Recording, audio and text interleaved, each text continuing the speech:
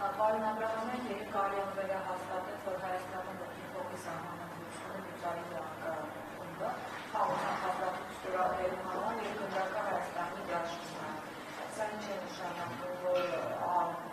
ավելի կոշտացում հռետորաբանությունը հաշվի առնելով նաեւ որ ամեն օր մեր պաշտպանության նախարարությունը հետքրել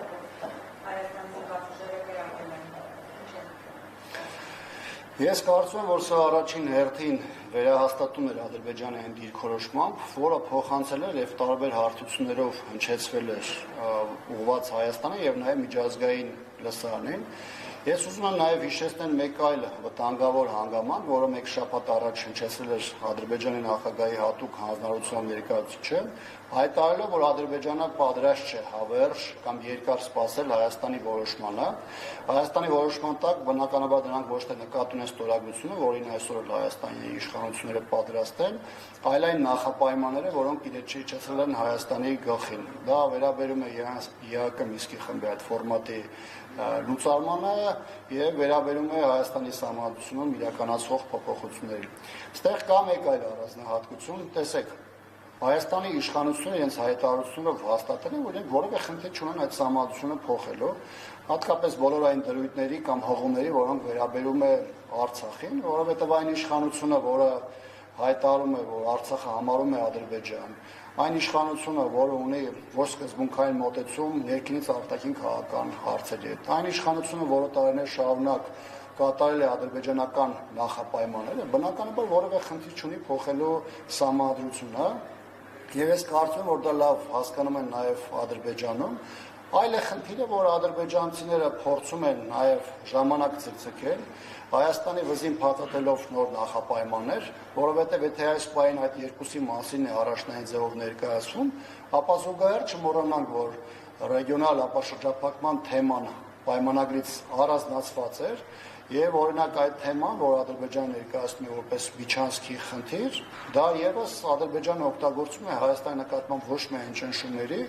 այլ հետագայում ինչ-որ փուլում դա կարող է դարձնել ճակերտավոր լեգիտիմ հիմք Հայաստանի դեմ հնարավոր ռազմական գործողությունների ծավալման մասին, հատկապես որ դրա մասին չի էլ թաքցնում։ Դեռ չեմ խոսում այն մասին, որ ադրբեջանցիները խոսում են Հայաստանի ապա ռազմականացման մասին, ադրբեջանցիները խոսում են այսպես կոչված փախստականների վերադարձի մասին, ընդ որում այնպիսի թվեր են հրապարակում, որոնք որևէ ձևով կապ չեն ունեցել իրականության հետ, խոսքը միջև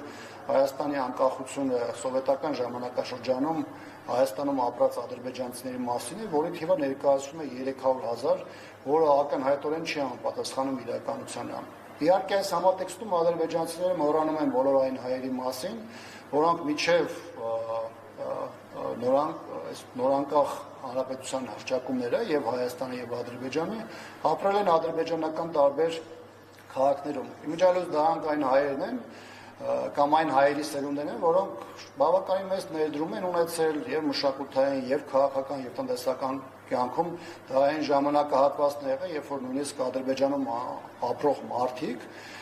այն մարդիկ, ովքեր այսօր Հայաստանին օկուպանտ կամ ագրեսոր են համարում, նրանք նույնիսկ չեն էլ հասկանում, թե իրանք էթնիկական առումով ինչ են ներկայացնում, եւ այս պարագայում այստեղ խնդրահարության հանգամանքը, որ Հայաստանի իշխանությունը ինքը ոչ միայն դիվանագիտական քաղաքական, այլ նաև տեղեկատվական դաշտում տանուլ է տալու պայքարը, որովհետև նրա լռությունը, նրա կաշկանդվածությունը ըստ էության ոչ միայն համաձայնություն է ադրբեջանական շատ վտանգավոր թեզերի, այլ նաև այդտեղ իր համար խնդիր է ստեղծում, որովհետև միջազգային հանրության մեջ աստիճանաբար սկսում է ընկալումները ձևավորվել ադրբեջանական թեզերի եւ ադրբեջանական այդ սպառնալիքների համատեքստում։